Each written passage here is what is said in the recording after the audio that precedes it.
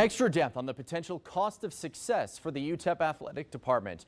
ABC7 first reported the pay cuts taken by UTEP's football and men's basketball coaches to help offset the impact of the pandemic. And just 2 months later, ABC7 first reported then men's basketball head coach Rodney Terry was awarded a one-year extension in exchange for a larger cut. Football's Dana Dimel was not. Here's why from last February. I did talk to Coach Dimel about the fact that we were going to extend Coach Terry a year. And I explained to him why and what we saw out of the program and where we were at. I didn't feel like we were there with football, and I told Coach that. Boy, doesn't that feel like forever ago. Dimel was making about a $711,000 base salary before taking a pay cut of more than $71,000 last year.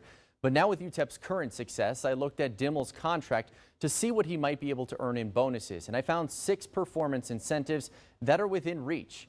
First, you've all probably heard it by now. UTEP is bowl eligible after earning its 6th win of the season over the weekend.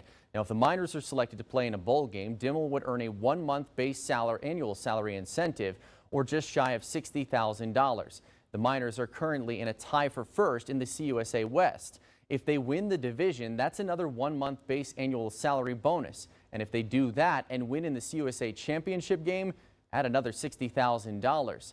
That could also set up Dimel for this, CUSA Coach of the Year. If he earns that accolade, it's another 1-month base annual salary incentive.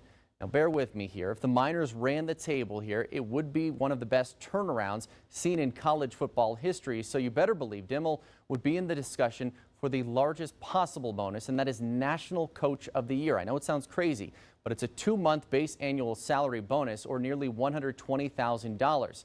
And finally, Dimel has 1 year left on his current contract, which could very well be extended in the near future. All he has to do is commit to another year, and he'd earn a $75,000 retention bonus.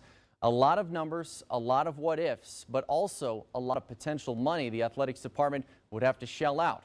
The grand total, if all 6 of those happen, nearly $431,000, which would put Dimel over $1 million earned for this season alone.